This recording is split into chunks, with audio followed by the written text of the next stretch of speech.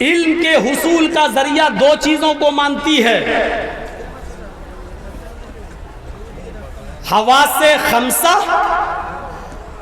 اور دوسری چیز عقل۔ لیکن ہم مسلمان علم کے حصول کا ذریعہ تین چیزوں کو مانتے ہیں، حواس خمسہ، عقل اور سلسلہ وحی۔ فرق کو سمجھنے کی کوشش کیجئے گا۔ اسٹیج سے زیادہ آواز آ رہی ہے بھائی، اسٹیج پر آوازیں نہیں آئیں۔ علم کن چیزوں سے حاصل ہوتا ہے؟ حواس خمسہ، آنکھ، ناک، کان، زبان اور ہاتھ۔ یہ مائک ہے، یہ کیا ہے ہمیں نہیں معلوم تھا، آنکھ سے دیکھا تو پتہ چلا یہ مائک ہے۔ آنکھ نے دیکھ کر علم حاصل کیا ہے کہ یہ کیا ہے؟ مائک۔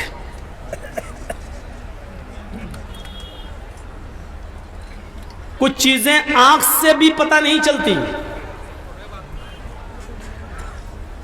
یہ پھل بک رہا ہے، یہ اچھا ہے یا برا، تازہ ہے یا سڑ گیا ہے، تو آپ اس کو اٹھائیں گے اور اس کو سونگھ کر دیکھیں گے۔ گھر میں کھانا جب صبح سے لے کے شام تک رکھا رہے اور صبح کا کھانا جب شام کو کھانے کی تیاری ہوتی ہے تو پہلے اس کو سونگتی ہیں گھر کی عورتیں کہ دیکھیں یہ ابھی صحیح ہے یا بس گیا ہے، خراب ہو گیا ہے، تو اس کو سونگھ کر دیکھتی ہیں۔ تو سونگھنے کے ذریعے پتہ چل جاتا ہے کہ یہ کھانا ابھی صحیح ہے یا خراب ہو گیا ہے، کھانے کے لائق ہے یا سڑ گیا ہے۔ تو علم کا حاصل کرنے کا دوسرا ذریعہ کیا ہے؟ ناک۔ آنکھ سے پتہ چل گیا یہ کیا چیز ہے، ناک سے پتہ چل گیا کہ یہ چیز کھانے کے لائق ہے یا نہیں۔ ایک چیز ہے حصول علم کے لیے ذریعہ کان۔ ہمیں پتہ نہیں یہ کیا ہے، نہیں جانتے، پہلی بار دیکھا، کسی سے پوچھا کہ یہ کیا ہے، سونگ کے پتہ چل گیا کہ یہ کیا چیز ہے، اچھی ہے بری۔ ہم نے کبھی مائک کو نہیں دیکھا ہے، پہلی بار میرے سامنے آ گئے یہ مائک ہے، یہ کیمرہ لگا ہے، پہلی بار ہم نے دیکھا لیکن ہمیں معلوم نہیں کیا ہے، تو ہم نے کسی سے پوچھا بھائی یہ کیا ہے، اس نے کہا یہ کیمرہ ہے۔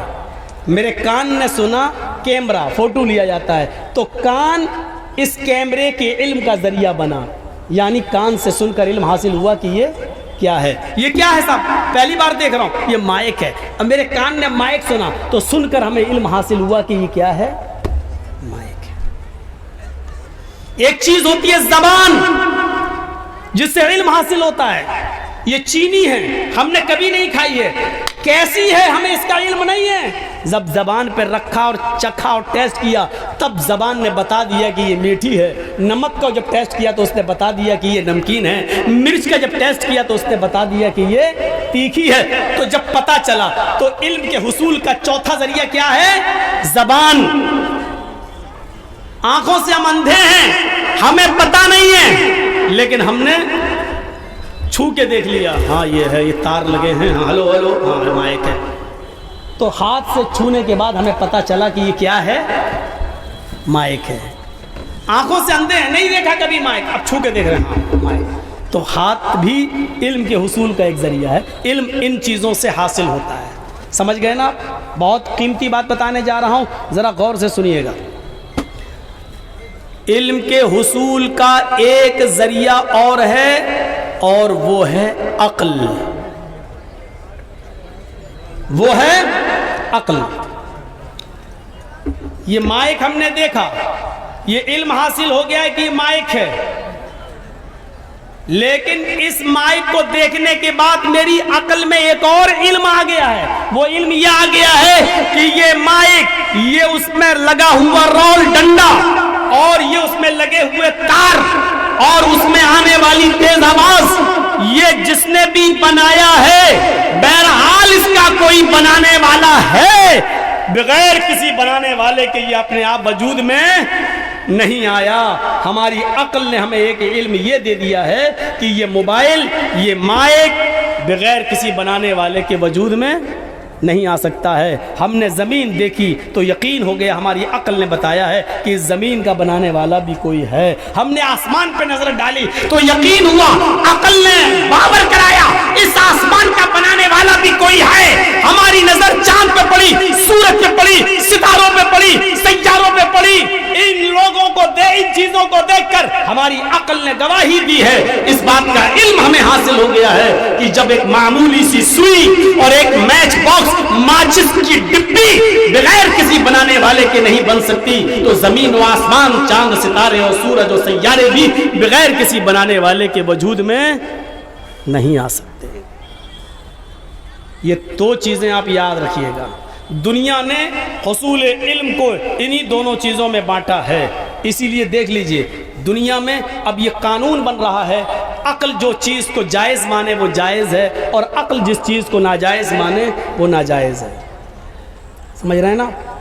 امریکہ کے اندر ایک قانون پاس ہوا، برطانیہ کے اندر باقاعدہ تالیاں بجیں، وہاں کی اسمبلی میں، وہاں کے کورٹ میں، وہاں کے پارلیمنٹ کے اندر، اور یہ بل پاس کیا گیا برطانیہ کے اندر، انگلینڈ کے اندر، کہ ہم جنس پرستی جائز ہے. ہم جنس پرستی یعنی لڑکوں کا لڑکوں کے ساتھ نکاح کرنا اور لڑکیوں کا لڑکیوں کے ساتھ شادی کرنا، اس بل کو پاس کیا گیا. اور اس بل کو برطانیہ میں تالیوں کے ساتھ اس کو پاس کیا گیا، اور وہاں کے مرد اور عورتوں نے تالیاں بجا کر اس بل کو پاس کرایا. انہوں نے کہا کہ اگر لڑکا لڑکے کے ساتھ رہنا چاہتا ہے تو عقل کہتی ہے اس میں کوئی برائی نہیں، ان دونوں کی مرضی ہے، وہ رہ سکتے ہیں. اگر لڑکی لڑکی کے ساتھ رہنا چاہے تو عقل کہتی ہے کہ کسی کی پرسنل زندگی میں انٹرفیئر مت کرو، مداخلت مت کرو. اگر لڑکی کسی لڑکی کے ساتھ رہنا چاہتی ہے تو اس میں برائی کیا ہے؟ عقل کے حساب سے کوئی چیز غلط نہیں ہے. یہ بل تالیوں میں پاس ہوا ہے. اسی لیے میں کہنا چاہتا ہوں کہ حصول علم کا ذریعہ آنکھ ہے، ناک ہے، کان ہے، زبان ہے، ہاتھ ہے، لیکن معاف کیجئے گا، آنکھ کا ایک دائرہ ہوتا ہے دیکھنے کا، کان کا ایک دائرہ ہوتا ہے سننے کا. میرے سامنے کتنے لوگ بیٹھے ہوئے ہیں، یہ آنکھ دیکھ رہی ہے، لیکن میرے پیچھے جو پردہ پڑا ہوا ہے، اس پردے کے پیچھے کتنے لوگ ہیں اور کتنا بڑا کھیت ہے، اس کھیت کے اندر کون سی چیز بوئی گئی ہے، یہ میری آنکھیں نہیں دیکھ رہی ہیں. آنکھ کے دیکھنے کا ایک دائرہ ہے. میں بول رہا ہوں، میری آواز یہاں سنائی دے رہی ہے آپ تک، لیکن میرے بولنے کی آواز اس وقت صاحب گنج نہیں جا رہی ہے. آپ کے کان یہاں بیٹھ کر سن رہے ہیں، لیکن جو لوگ صاحب گنج میں ہیں، جو لوگ پاکڑ میں ہیں، وہ میری آواز نہیں سن رہے ہیں. یعنی کان کے سننے کی ایک طاقت ہے، وہ مشکل سے 1 کلومیٹر اور 2 کلومیٹر تک کی آواز سن سکتا ہے، لیکن اٹاوا میں کون چیخ رہا ہے، لکھنؤ میں کون بول رہا ہے، اس کی آواز آپ لوگ نہیں سن سکتے. اور میں یہاں جو بول رہا ہوں بغیر آلے کے. اب موبائل پہ مت کہیے ہم یہاں سے ہیلو کہتے ہیں، یہاں سے بیٹھے بیٹھے ہیلو کہو گے تو امریکہ بھی سن لے گا. ہم بغیر آلے کے، مائک بھی بند کر دو اور چلائیں تو ہماری آواز ابھی منڈرو تک بھی نہیں جائے گی. ہماری آواز ابھی آپ کے صاحب گنج تک بھی نہیں جائے گی، پیر پیتی تک نہیں جائے گی. آپ کے کان میں اتنی طاقت نہیں ہے، آپ کی آنکھ میں اتنی طاقت نہیں ہے کہ 1-2 کلومیٹر سے دور کی کوئی چیز دیکھ سکے. اسی طریقے سے آپ کی عقل پر بھی، عقل کا بھی ایک دائرہ ہے.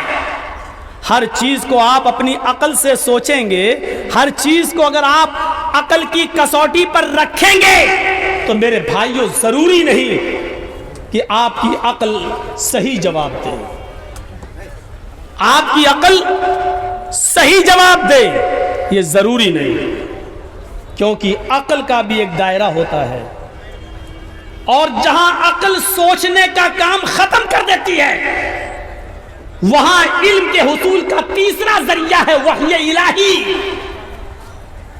कोई आदमी ये ना कहे कि यार इस्लाम ने ये हुक्म कैसे दे दिया, मेरी अकल में नहीं आ रहा है। मसलन इस्लाम का एक उसूल है, जिना लड़का और लड़की के दरमियान हुआ है, सुनिए बड़े गौर से, तो कुरान क्या कहता है, 4 गवाह पेश करो। अगर किसी ने किसी को जिना करते हुए देखा है तो 4 गवाह पेश करो। कुरान ने क्या कहा, 4 गवाह। और अगर 4 गवाह पेश नहीं कर सके तो तुम झूठे माने जाओगे। अगरचे तुमने सही देखा है लेकिन फिर भी झूठे माने जाओगे। कितने गवाह मांगे हैं कुरान ने? 4। लेकिन कत्ल के लिए कितने गवाह मांगे हैं? 2।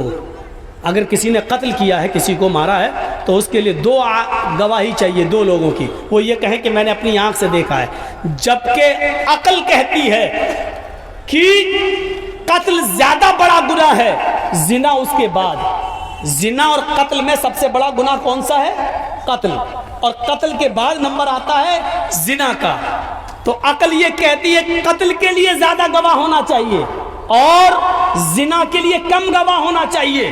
लेकिन यहां उल्टी बात है, कत्ल के लिए 2 गवाह चाहिए और जिना के लिए 4 गवाह चाहिए। अब कोई आदमी ये कहे कि हमारी अकल में नहीं, रीजन क्या है पता नहीं चल रहा है, आखिर ऐसा क्यों कहा गया है?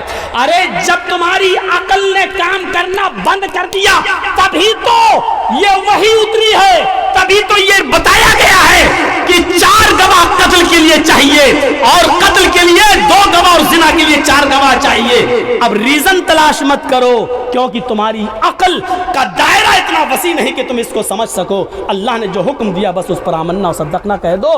तुम अकल पर उतना जोर मत दो कि ऐसा क्यों हुआ है। आप ऐसा अगर सोच रहे हो कि ऐसा क्यों किया, ऐसा क्यों कहा कुरान ने, ऐसा क्यों कहा अल्लाह ने, तो आप समझ लो कि आप यहां से बैठे बैठे इटावा की चीज देखने की कोशिश कर रहे हो जो आपकी आंख की ताकत नहीं है। आप अपनी अकल से वो चीज सोच रहे हो जो आपके दायरे अकल में नहीं आई है।